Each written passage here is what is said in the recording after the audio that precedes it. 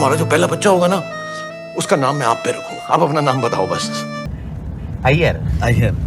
वेणुगोपाल अय्यर। कोई बात नहीं सर। मुत्तुस्वामी वेणुगोपाल अय्यर। कोई बात नहीं सर। चिन्नस्वामी मुत्तुस्वामी वेणुगोपाल अय्यर। कोई बात नहीं सर। पेरंबदूर चिन्नस्वामी मुत्तुस्वामी वेणुगोपाल अय्यर। कोई बात नहीं सर। यक्क परंपील पेरंबदूर चिन्नस्वामी मुत्तुस्वामी वेणुगोपाल अय्यर। कोई बात नहीं सर। चले एक काम कर, 200 रुपए दे और 50 रुपए काट ओवर एक्टिंग के। Masterpiece, My Ass, or Dunki, which is basically a 2 hour 40 minutes long guide on how to fail at one's own formula. And I'll be comparing it to other Hirani films only. The man has earned it. He is in a league of his own where his film can only be compared to his previous films. I mean, you cannot say, oh, but Dunki is better than that Farhad Samji film. Are you kidding me? That's the worst insult for any filmmaker. I can watch decaying horse shit for a week rather than watch 5 minutes of a Farhad Samji film. But we'll get to this Hirani formula later in the video. First of all, I want to talk about the core idea of this film, which itself was difficult to execute in a story, especially in the times we are living in. I found it funny how Dunki had to hold back in hammering home its message, and honestly, I really felt for Rajkumar Hirani and Abhijat Joshi. There was no way they could have gone all in with the message of the movie. If you look at Three Idiots, go after excellence, success will follow. Munna Bhai MBBS, empathy and love heals. Lage raho Munna Bhai, Gandhian thoughts still work. PK, humanity is the ultimate religion. Sanju, you can fuck 308 women, that includes your friend's fiancé, do drugs, be an irresponsible citizen and still have a good heart. I mean, good enough to give a chance to a debutant filmmaker who can then, after getting popular, make a movie to whitewash your image. Is that like a personal attack or something? No, quite literally that was the film. But if you think about Dunki's message, which is, if your country is a fuck-up, has a high unemployment rate, high economic inequality, poor public educational and healthcare system, lower standards of living and poor dignity of labor, then you must be freely allowed to move to a first world country for better opportunities. That too, irrespective of your qualification, level of skill, economic status, or the fact that those countries don't even need you. Which could have been great if this movie would not have been about the characters who are Indians. Well, because you are making a massive film for Indians and you cannot just shit on India for the story to make sense. At least not in 2023. I mean, what do you think you are? Anti-national? Damn! And this dilemma itself is big enough to back off from getting such a story made into a film, and yet Rajkumar Hirani somehow did it. Of course, at the cost of creating characters with laughable motivations to go on this dangerous journey of Dunki, where the survival rate is 25%. And the reason why one of the main characters, Baggu, decides to Dunki, the reason why he puts his life on line to get to the UK is that his mother has to wear pants at her job. I'm not kidding. That was his excuse. Comparatively, Tapsee Pannu's character Mannu had better motivation, but it was still not fully convincing. Especially after what happens with Vikki Kaushal's character Sukhi, who hands down had the strongest reason, and that too with a ticking clock. He didn't just had to reach London, but he had to reach there in time to save someone he loves. I mean, Dunki could have been a much better film if it was just Sukhi's story, and with a comparatively happy ending. I mean, I have nothing against sad endings, but no man, not suicide. It's not a Darren Aronofsky film after all. But then in Dunki, Sukhi fails and he kills himself because his love kills herself, and this obsession with moving to the UK took 2 lives in front of these 3 idiots. The parents of Sukhi and his love interest, who were from the same village, lost their kids. I mean, logically at Sukhi's pyre, their reaction should have been that, look man, this obsession is not healthy. I think it's a bad idea.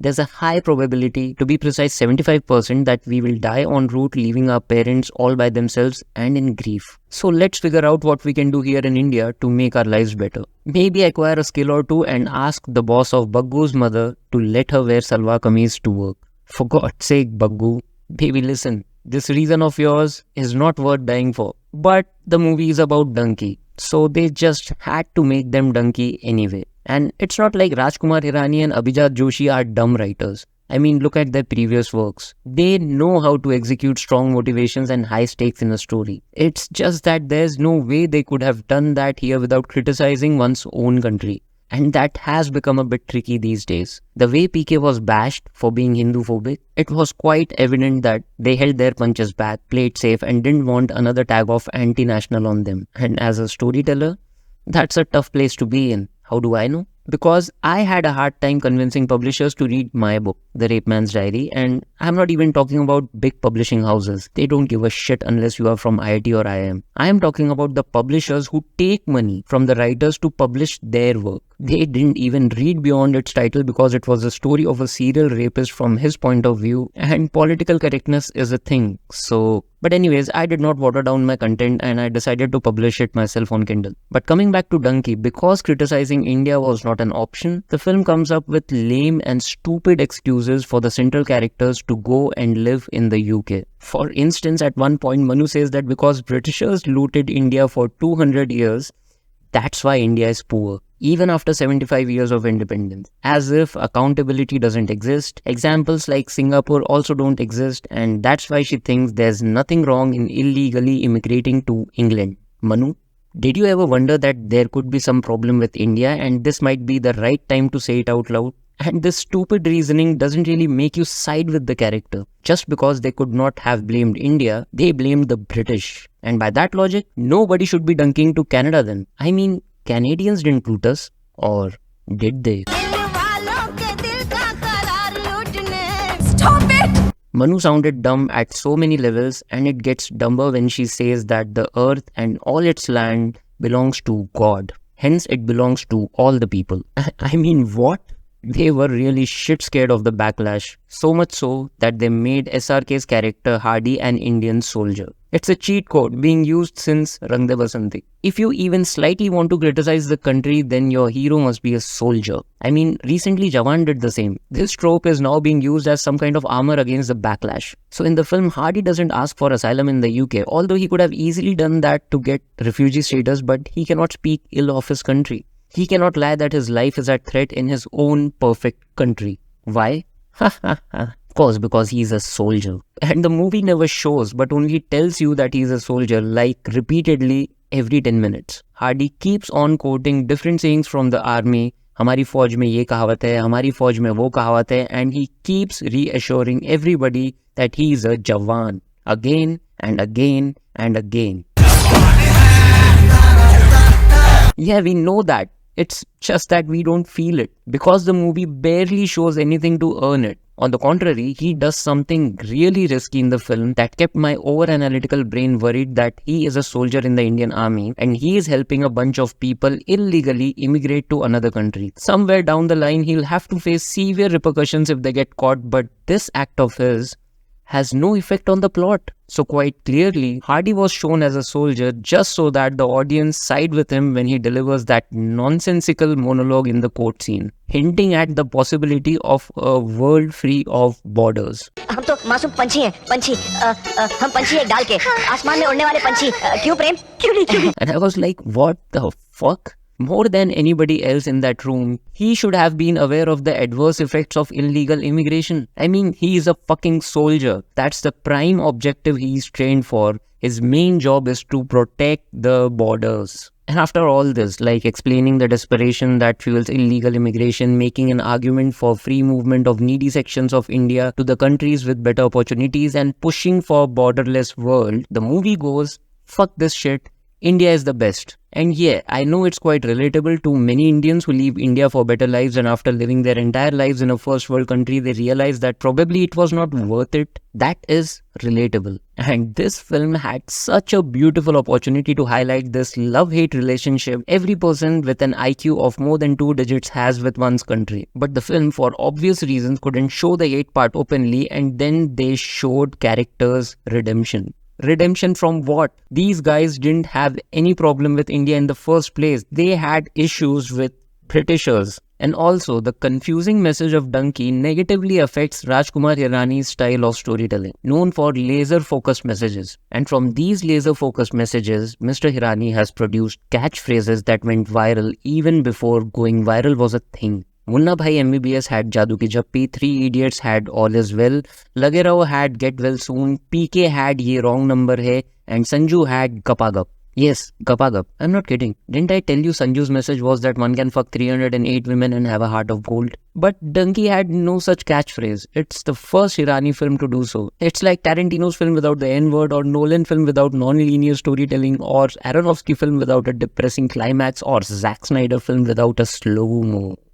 But mind you, Dunki does look and feel like a formulaic Hirani film. And a film following a formula isn't a bad thing, especially if that formula is a part of the signature style or distinct voice of a storyteller. I mean, every storyteller spends years practicing the craft before finding his or her unique voice. But Dunki feels like someone other than Rajkumar Hirani tried to make a film that looks like a Rajkumar Hirani film. It follows the popular LCD principle coined by Rajkumar Hirani himself. Every scene must either make the audience laugh, cry, or should be dramatic enough to move the audience. LCD, laugh, cry, drama. Every scene is treated like a separate film with a beginning, middle, and end. As a result, every scene consists of its own high point. And Dunki follows this formula, but again, I felt the drama to be hollow. None of the scenes made me cry, and maybe a couple of scenes made me chuckle. And before moving forward, let me put this out of the way. Sukhi, played by Vikki Kaushal, has a powerful and moving storyline. And more than the story or dialogues, the credit goes to Vikki Kaushal's performance that made Sukhi's story believable and his actions justifiable. Well, justifiable to some extent. Romanticizing suicide is fine if it makes sense. And it made sense in this case. And why do I believe that Sukhi's story works more so because of Vikki Kaushal's performance? Because a similar wedding backstory was narrated by our lead Hardy, played by SRK. The backstory, which was also supported by the visuals and a flashback, but it fell flat in comparison. Another powerful scene was when Hardy confronts Balli about his lies, and Balli explains why he lied about having a great life in London. And one more scene which was quite good was the climax scene when Hardy finally proposes to Manu. All the above scenes had good setup and payoff, and all these scenes can be categorized in either C or D category of Hirani's LCD formula. But category L? Oh man. I still have no clue what the fuck happened to the guys who wrote films like Three Idiots and Munna Bhai. The movies with iconic scenes that still make me laugh even after multiple viewings. I constantly felt like Dunki was trying too hard to make its audience laugh through hammy performances, slapstick comedy, and background score designed in a way to tell the audience that now it's the time to laugh, you dumb fucks. Come on now, laugh. Might as well have added laugh tracks after every punchline. कोई बात नहीं sir.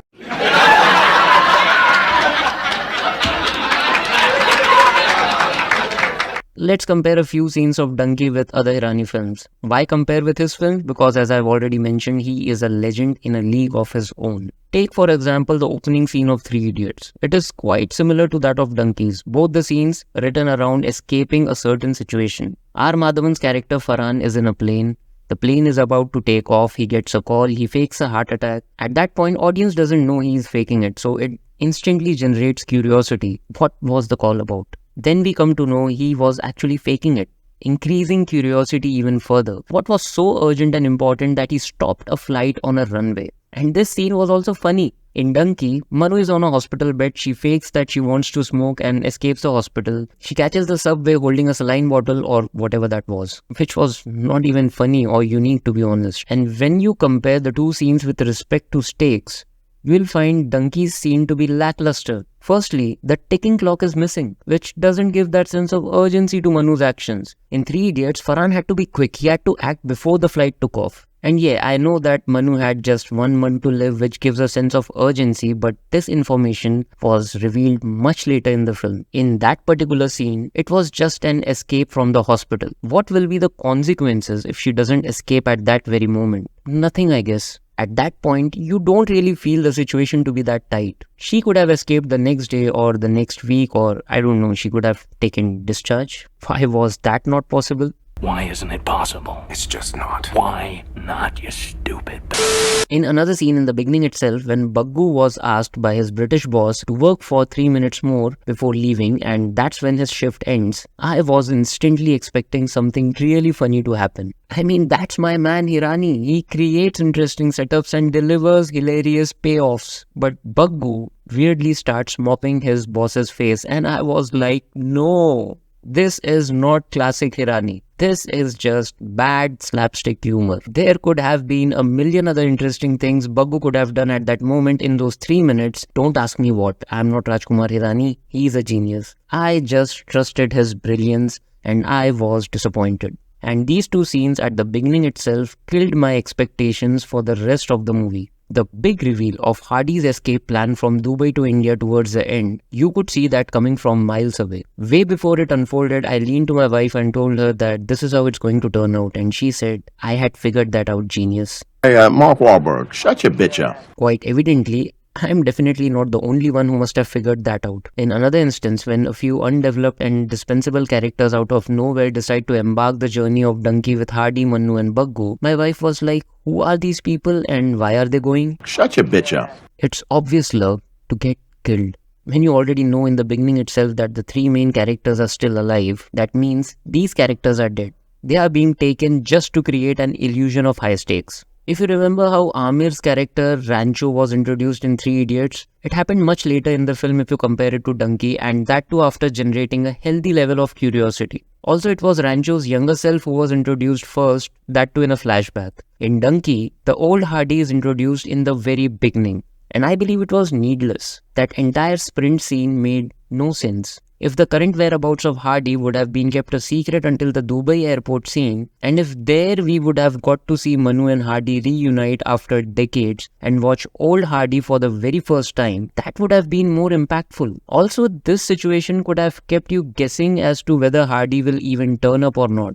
I mean, of course, you would have known he will, but still it could have added up to the drama. And after needlessly introducing old Hardy, Dunki introduces young Hardy in a flashback again within a span of 10 minutes. It's something to ponder over. Was it Rajkumar Hirani or was it Shahrukh Khan himself who wanted to dominate the screen time and demanded multiple hero entries? Oh man, the writing of this movie was so unlike Rajkumar Hirani, and this was made worse by hammy performances by the entire cast.